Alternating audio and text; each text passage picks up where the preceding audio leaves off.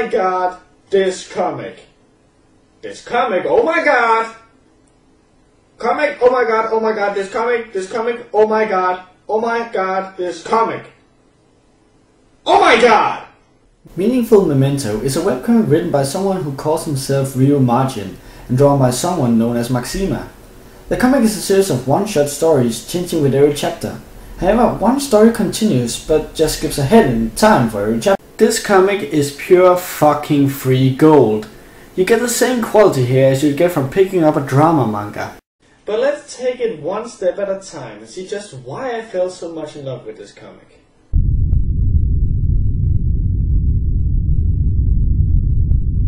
As I said before, the comic is a series of various one-shot stories. Some of them, however, are with the same cast, which is a good thing. Riiser's offer tip number 4. When doing several one-shot stories, it can be a good thing to use the same cast. That way, you don't have to worry about wasting your time introducing a new cast, and you can focus on the point of the story. The story that continues itself is about a girl called Sissy, who gets asked to help a guy called Gunnar study. Seeing he's getting such bad grades, he's pulling the average down. Gunnar, however, is at first rather reluctant to study, and when no improvement is shown after 2 months, he quits to focus on his work instead. I swear, if that guy was smaller, bald, wore glasses and was devilishly handsome, I'd be looking at a younger version of myself. The story is pretty bland at first, but as you continue to return to the story, you sort of get more and more into the heads of the characters and find out various things about them. And this is where I get a big awful boner. Don't look at me like that.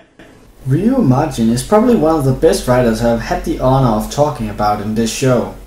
He knows just the right way of telling stuff without voice bubbles.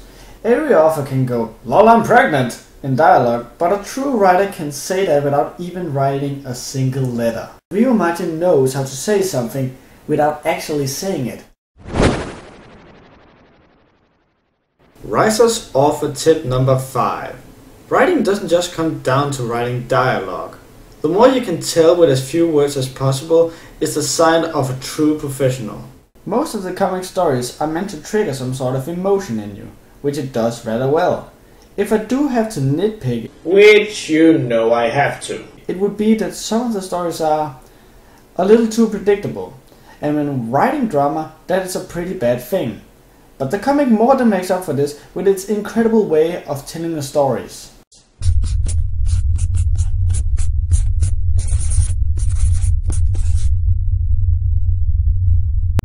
The art is really good.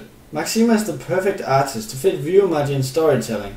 It's a rather realistic style which helps you connect with the story. Riiser's artist tip number 1. There are a lot of different styles of drawing.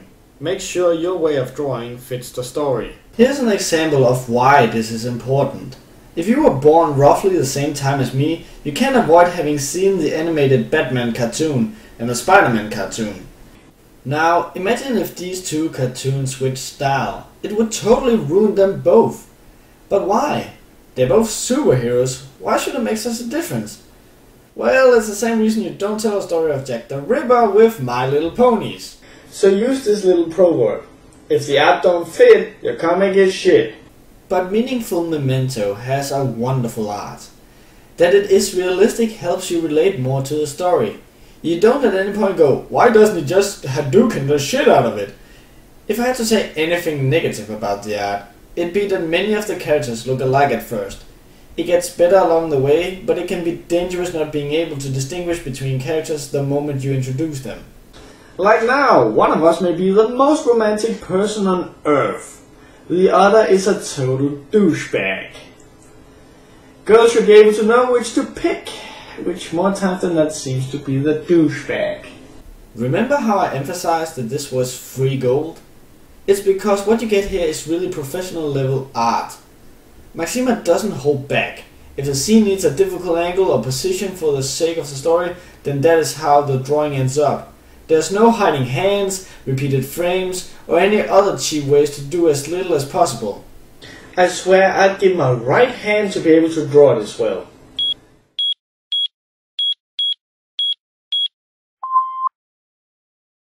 Considering that each short story is only a little more than 40 strips long, the characters are awfully deep and well written. It's definitely at the characters that the perfect combo that is Ryumajin and Maxima gets to shine. And that is the author equivalent of Chuck Norris and Bruce Lee bro-fisting. There's this short story where an overweight man, Ilham, wants to lose weight for the sake of his popular girlfriend.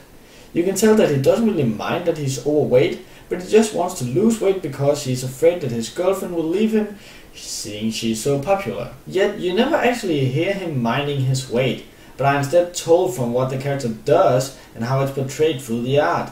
Speaking of weight, most of the main characters are portrayed as large men.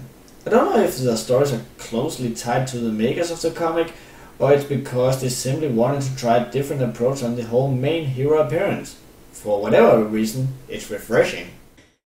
Now we just sit and wait for someone to make a scrawny, pale, bald guy the hero of the story.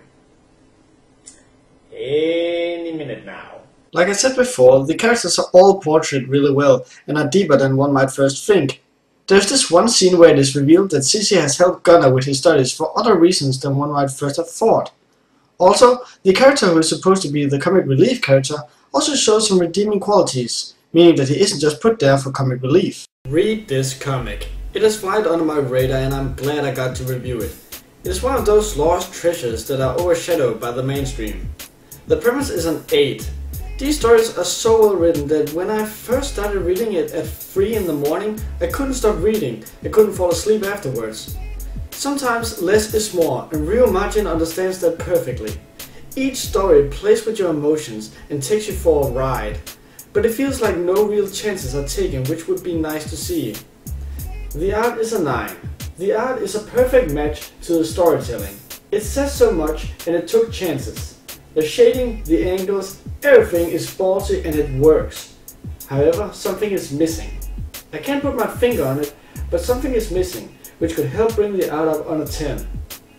The characters are another 8. That there can be so much depth in these characters and you get to see it in such a short span of time really shows how great these characters are written. It's like they were real people and you just got to see them in their daily life. But like with the writing, it plays safe. All the characters are good, maybe a little too good.